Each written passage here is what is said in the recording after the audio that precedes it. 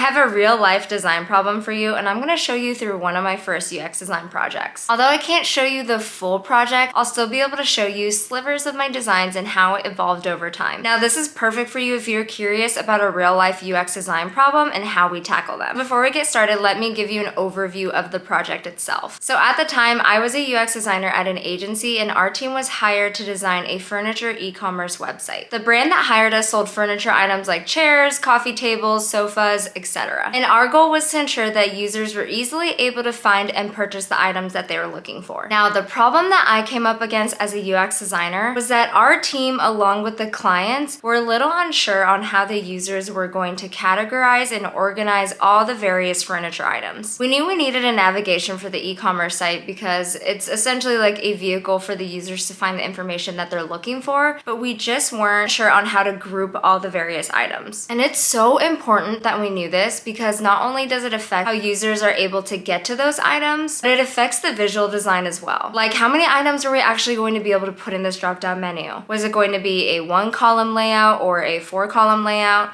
Were we able to squeeze imagery in there? So in order to take the guesswork out, we knew we needed to do some research, and that's where card sorting came into the picture. Basically, when you have a bunch of ways of organizing information, card sorting helps you figure out which is most intuitive. It just makes information more findable for your users. So after conducting a competitive analysis by looking at other furniture e-commerce stores, plus the client's industry knowledge, we felt really comfortable with a closed card sort. We gave participants a bunch of different cards with those furniture items on them and had them group them in those already named groups like dining room, living room, bedroom, etc. Oh wait, I know what you're thinking. You're probably like, but Mimi, with how the world works today, how am I supposed to conduct a card sort virtually? And that's where UXtweak comes in, which is actually my first brand partnership on this channel. What? When UXtweak first reached out, I was really shocked that I didn't know about this tool, but I'm super excited to be using it for future research processes. And you all know I'm pretty honest on this channel, and I would never waste your time about a product if I didn't truly believe in it. I'm way too much of a high-functioning introvert slug to have the energy to push things on you if I didn't 100% think that I'd use it as a UX designer. So I'm super stoked to be sharing this tool with you all. Now, UXtweak houses various research tools, from surveys to session recordings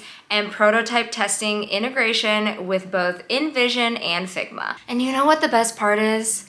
Is that it's free. Don't you just hate it when someone's like, check this tool out? And you're like, okay. And then you're like, why do I have to pay $10 a month to use the whole thing? But UXtweak has a free plan that includes unlimited number of live studies, no study length limits, and no credit card required to sign up. So I highly recommend you check it out, and I'll link it in my descriptions. Okay, so before I show you my designs, let me walk you through UXtweak and how to set up a card sort study. From there, I'll show you how my designs evolved based on those results. Okay, so once you sign up for UXtweak and you go into your dashboard, you'll see all the different types of tools on the left-hand panel. But for the sake of this video, we're just gonna stick to card sorting today, and we're going to do a new card sort. We already talked about doing a closed card sort. Now you're in a setup page, you're gonna see all these different tabs to help you set the study up. Versus the general page, you're gonna have the study name, the language, some options like respondent identification, there's password protection, and there's closing rules, some options on what you'd like to happen once the study is closed. Now we're gonna go into cards. This is where we add all the different furniture items that we talked about. Pretty easy to add each of them. What I also really like is the import function. If you don't wanna manually put in every single item, you can create a sheet and import that in, which I find really helpful. Then you'll see on the side here all the different options for the cards. What I really like is to require respondents to sort all cards because I don't really want any cards left unsorted. Also like the idea of adding a tooltip or card images just in case you have a study where you have a bunch of different items that are kind of confusing to the participants. So now moving on to categories, this is where you start putting in all the different predetermined groups. You'll also again have options on the side here to require that all categories are named. You can add those same like tooltip descriptions or any card limitations. Moving on to messages, this is where you can include welcome messages, instructions, thank you messages, and close messages. For the purpose of this study, I'm going to keep to the default that UXtweak has. I actually already looked at all these and I really wouldn't change a thing. Moving on to questionnaire. So this is where you can include any screener questions if you feel like your participants have to meet a certain type of criteria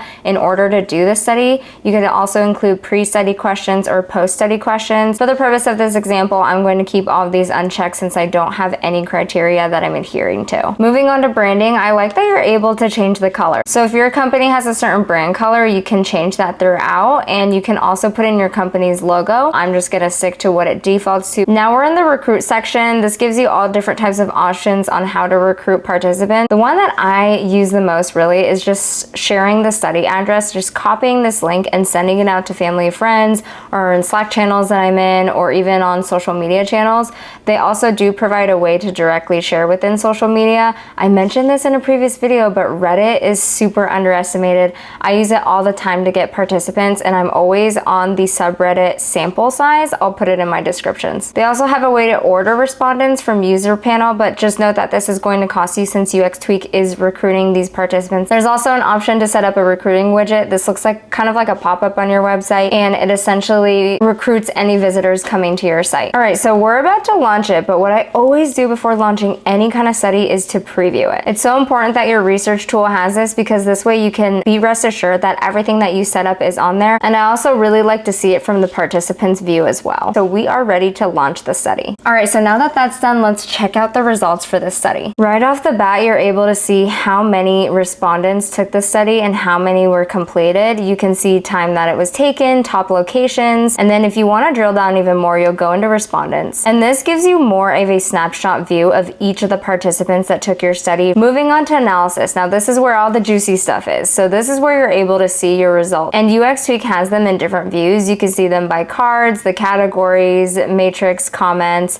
I really like this category one because for the purpose of my design, I'm really trying to understand how many items fit into each of the categories that created and the frequency of them. Moving on to exporting real quick, I love that there's a PDF and a CSV export. PDF is really handy because I typically have to present my findings to stakeholders, and UXtweak already does that in a really neat way. Last but not least, you can share this study if you are working with other team members. You can share it as like a secret URL, or you could put a password on it. Okay, now that we have the results, let's go look at the designs. All right, so real quick before I show you the final wireframe, this was the wireframe that I had before the card sort even started. And you can already see there's like wild amounts of padding. I didn't really know how many columns we were gonna have. I didn't even know if we could do room packages and how many images we could fit into the drop down.